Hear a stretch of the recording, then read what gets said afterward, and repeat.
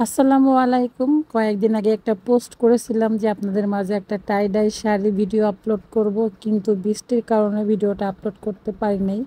কারণ হচ্ছে বৃষ্টির কারণে রংটাও করতে পারি নাই, আপনাদের সঙ্গে ভিডিওটা শেয়ার করতে পারি নাই।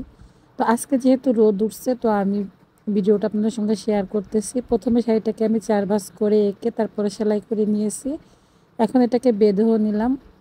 রং করার আগে আমি এটাকে 20 মিনিট ঠান্ডা পানিতে ভিজিয়ে নিয়েছিলাম। তারপরে এখানে হচ্ছে একটা কাপড়ের জন্য আপনি 3 তোলা, 4 তোলা, তারপর হচ্ছে 2 তোলা রঙও ব্যবহার করতে পারেন। এটা হচ্ছে ডিপেন্ড করে আপনার কাপড়ের বাঁধোয়ার উপরে, মানে কতটুকু রং লাগবে এটা কিন্তু আপনাকে নিজেই ডিসাইড করতে হবে। আর এই যেই পানিটুকু আপনি নিবেন রং করার জন্য, অবশ্যই কিন্তু বেশি পানি নেওয়া যাবে না। একটা কাপড় ভিজতে যত পানি লাগে ঠিক ততটুকু পানি আপনি ইউজ করবেন। আপনি বেশি পানি ইউজ করলে দেখা গেল যে কাপড়ের কালারটা একটু হালকা চলে আসলো, আপনি যে কালারটা চাচ্ছেন ওই কালারটা আপনি পাবেন না। তো এটাও কিন্তু আপনাকে অবশ্যই বুদ্ধি খাটিয়ে করতে হবে। আপনি আমার ভিডিওটা দেখে সেম এইভাবে করলে যে সেম আপনার এরকম হবে সেটা কিন্তু না। অনেক আপুরা আমাকে মেসেজ দেন বা হচ্ছে কমেন্ট করেন যে আপনি ভিডিও দেখান, সব কিছুই বলেন, কিন্তু রঙের পরিমাণটা বলেন না। আসলে রঙের পরিমাণটা আমি কিভাবে বলবো বলেন, কারণ একটা কাপড়ে এক এক রকম রং লাগে। আর এটা হচ্ছে বাঁধার উপর নির্ভর করে। যেমন এই শাড়িটা করতে গেলে আমার কিন্তু বেশি রং লাগে না, 1.5 তোলার মতো রং লেগেছে। আর আপনার কফি কালারের রং কিন্তু অল্পতেই বেশি কালার আসে। বিভিন্ন ধরনের কালার আছে, অল্প রঙে কিন্তু অনেক বেশি উজ্জ্বল কালার আসে। আবার কিছু কিছু রঙের ক্ষেত্রে দেখা যায় অনেক বেশি রং দিলেও কিন্তু অত সুন্দর কালার আসে না।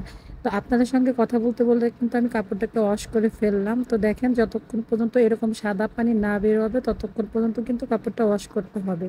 এখন আপনাদের সঙ্গে আমি কাপড়টাকে খুলে দেখাবো। এটা কিন্তু একটা কাস্টমাইজ ডিজাইন ছিল, কাস্টমার আপু আমার থেকে আগেও করিয়ে নিয়েছে। দেন আবার বলছে 2টা শাড়ি করে দিতে, তো আমি সেই 2টা শাড়ি করছি।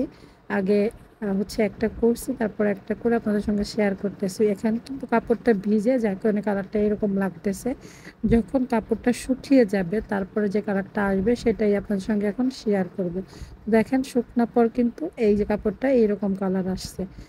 ভিডিওটি যদি ভালো লেগে থাকে অবশ্যই লাইক, কমেন্ট, শেয়ার করবেন এবং আমার চ্যানেলটিকে নতুন হলে সাবস্ক্রাইব করতে ভুলবেন না।